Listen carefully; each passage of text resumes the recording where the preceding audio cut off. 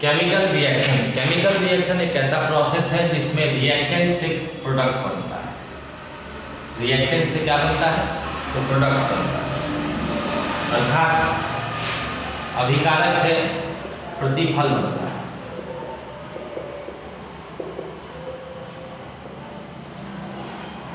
अब जैसे हम एक उदाहरण ले लेते हैं कि नाइट्रोजन और हाइड्रोजन जब आपस में संयोग करेंगे, मतलब when nitrogen and hydrogen mix together it forms ammonia NH3। तो ये एक तरह का केमिकल रिएक्शन है और इस केमिकल रिएक्शन में नाइट्रोजन और हाइड्रोजन रिएक्टेंट वो सब्सटेंस होते हैं जो कि केमिकल रिएक्शन में भाग लेता है और प्रोडक्ट वो सब्सटेंस होता है जो कि केमिकल रिएक्शन के कारण बनता है। तो यहाँ हम देख रहे हैं कि नाइट्रोजन और हाइड्रोजन जुड़ के क्या बनाता है? अमोनिया बनाता है। ऐसे ही केमिकल रिएक्शन में जरूरी नहीं है कि दो या दो से अधिक रिएक्टेंट मिलकर प्रोडक्ट बनाते हैं, है ना। रिएक्टेंट के टूटने से भी प्रोडक्ट बन सकता है। मान लीजिए कैल्शियम कार्बोनेट है, इसको हम हीट कर दें तो calcium oxide plus carbon dioxide बन जाएगा, ठीक है। तो यहाँ कैल्शियम कार्बोनेट जो है वो रिएक्टेंट है और calcium oxide plus carbon dioxide ये प्रोडक्ट है।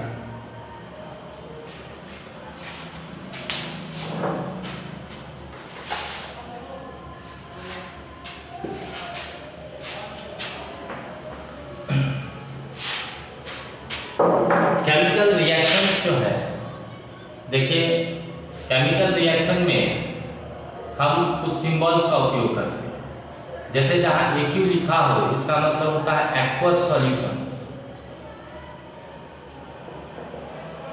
S का मतलब होता है सॉलिड मतलब ठोस, L लिक्विड, G गैस और ये अपवर्ड एरो साइन दिखाता क्या है? तो अपवर्ड एरो साइन दिखाता है कि सब्सटेंस जो बना है वो गैस है और डाउनवर्ड एरो साइन प्रेसिपिटेट दिखाता है। प्रेसिपिटेट क्या होता है? तो वाटर इनसॉल्युबल सब्सटेंस, वैसे सब्सटेंस जो पानी में नहीं घुलते, ऐसे पदार्थों को हम प्रेसिपिटेट करते हैं, ठीक है। तो ये कुछ सिंबल्स हैं जिसका उपयोग केमिकल रिएक्शंस में होता है। अब हम देखें कि केमिकल रिएक्शंस जो है वो कितने प्रकार के होते हैं और किस प्रकार ये रिएक्शन बनाए जाते हैं। देखिए पहला जो टाइप है केमिकल रिएक्शन का, तो केमिकल रिएक्शन का पहला टाइप है कॉम्बिनेशन रिएक्शन। ये कॉम्बिनेशन रिएक्शन क्या है? कॉम्बिनेशन रिएक्शन को हम हिंदी में संयोजन अभिक्रिया है।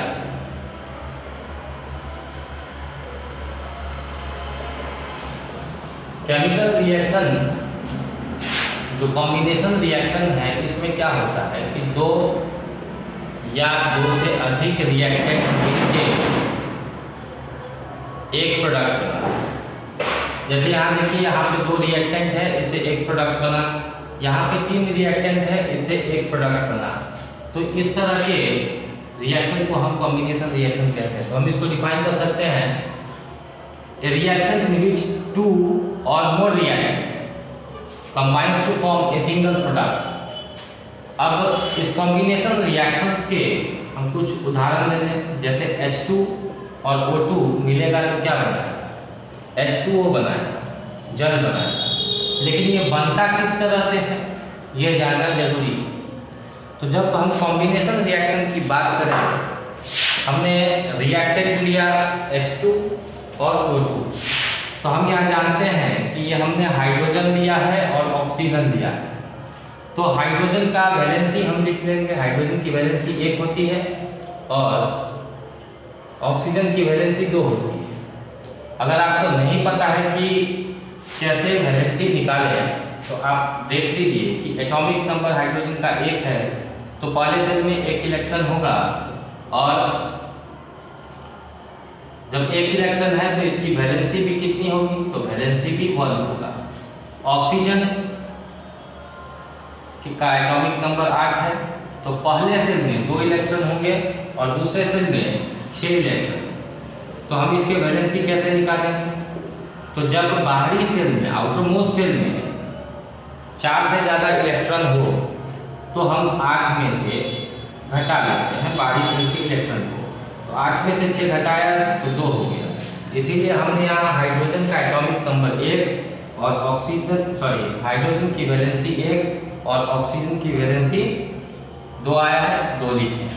अब देखिए हम क्या करें, इसका जूता इसके साथ मारेंगे और इसका जूता इसके साथ मारेंगे। मतलब इसके वैलेंस, ऑक्सीजन की वैलेंसी हम हाइड्रोजन को देते हैं और हाइड्रोजन की वैलेंसी ऑक्सीजन को देते हैं। तो अब क्या बनेगा, H2 और वो 1, तो 1 नहीं लिखा जाता है तो हो गया H2O। अब हम इसको है ना साफ सुथरे तरीके से लिख दें कि H2 + O2 जब मिलता है तो क्या बनाता है, H2O बनाता है। ठीक है, हम अब दूसरा भी एग्जाम्पल ले सकते हैं और इसे जान लेंगे कि किस तरह से कॉम्बिनेशन रिएक्शन होगा। हम आपको सभी तरह के रिएक्शन किस तरह बनते हैं, आपको रिएक्टेंट पता हो तो आप प्रोडक्ट पता कर सकते हैं। ठीक है, आसानी से हम सिखाएंगे। देखिए मान लीजिए कि कार्बन है और ऑक्सीजन, ये जुड़ेगा क्या बनाएगा, हमें नहीं पता क्या बनाएगा। हमको पता है कि एक एलिमेंट कार्बन है और दूसरा एलिमेंट ऑक्सीजन है। ठीक है, तो कार्बन का वैलेंसी हम निकालें। कार्बन का एटॉमिक नंबर 6 है, पहले सेल में 2 इलेक्ट्रॉन, दूसरे में 4, तो इसकी वैलेंसी कितनी हो जाएगी, जब 4 तक इलेक्ट्रॉन हो, 1 से लेकर 4 तक बाहरी सेल में इलेक्ट्रॉन हो तो हम वैसे ही लिख देते हैं, है ना। और इसमें देखें ये ऑक्सीजन का एटॉमिक नंबर 8 है, तो पहले सेल में 2 इलेक्ट्रॉन, दूसरे में 6, वैलेंसी कितना हो जाएगा। तो मैंने आपको पहले भी बताया है कि जब बाहरी सेल में 4 से ज़्यादा इलेक्ट्रॉन हो तो उसको 8 में से घटा लेते हैं, तो 8 में से 6 गया तो 2। तो हम कार्बन की वैलेंसी 4 है, कार्बन के नीचे लिखते हैं, और ऑक्सीजन की वैलेंसी को ऑक्सीजन के नीचे लिखते हैं, ऑक्सीजन की वैलेंसी 2 आया है। अब देखिए अगर ये घटेगा तो हम इसको काट के सिंपलेस्ट फॉर्म में ले आएंगे, 2 दूनी 4, 2 एकान 2। ठीक है, तो इसका जूता इसके साथ, इसका जूता इसके साथ, कहने का मतलब कार्बन की वैलेंसी हम दे दिए ऑक्सीजन को और ऑक्सीजन की वैलेंसी कार्बन को, तो C1O2, तो 1 नहीं लिखा जाता इसलिए बना ये CO2। अब हम इसको क्लियरली लिख सकते हैं कि कार्बन और ऑक्सीजन जब कंबाइन करेगा तो क्या बनाएगा, कार्बन डाइऑक्साइड। हम दूसरे भी एग्जाम्पल ले लें। अब दूसरा एग्जाम्पल हम लेते हैं, मान लीजिए कि N2 और H2, नाइट्रोजन और हाइड्रोजन जुड़ेगा, क्या बनाएगा। ठीक है, अभी हमको रिएक्टेंट दिया हुआ है, हमको प्रोडक्ट बनाना है। तो प्रोडक्ट बनाना है तो कौन से प्रोडक्ट बनेंगे, ये देखिए यहाँ पे एक एलिमेंट हमारा है नाइट्रोजन, जिसका नाइट्रोजन मॉलिक्यूल हमने लिया है, फिर हाइड्रोजन मॉलिक्यूल लिया है। तो नाइट्रोजन का एक एलिमेंट हमने लिख लिया और हाइड्रोजन एलिमेंट लिख लिया, और नाइट्रोजन की वैलेंसी कितनी होगी तो हम निकाल लेंगे। नाइट्रोजन का एटॉमिक नंबर 7 होता है, पहले सेल में 2 इलेक्ट्रॉन, दूसरे में 5, तो इसकी वैलेंसी हो गई कितनी, तो वैलेंसी हो गया 8 में से 5 घटा लेंगे तो हो गया 3। क्योंकि आपको पता है कि बाहरी सेल में जब 4 से ज़्यादा इलेक्ट्रॉन हो तो उसको हम 8 में से घटा लेते हैं, तो इसकी वैलेंसी हम 3 लिख दिए। हाइड्रोजन का एटॉमिक नंबर 1 है, तो पहले सेल में इसके पास एक ही इलेक्ट्रॉन होगा, तो इसकी वैलेंसी भी कितनी होगी, तो वैलेंसी भी 1 होगा। तो हम इसको यहाँ लिख दिए, और देखिए इसका वैलेंसी इसको दे दिया, इसका वैलेंसी इसको दे दिया, क्योंकि कटने वाला तो है नहीं, है ना, सिंपलेस्ट रेशियो में आएगा नहीं। अब इससे ज़्यादा सिंपलर रेशियो नहीं आएगा, तो अब इसका जूता इसके साथ है, इसका जूता इसके साथ मान दिया, मतलब N1 और H3, तो 1 तो लिखा नहीं जाता है, हो गया NH3। तो आप समझ सकते हैं कि नाइट्रोजन और हाइड्रोजन जब जुड़ते हैं तो क्या बनाता है, NH3 बनाता है।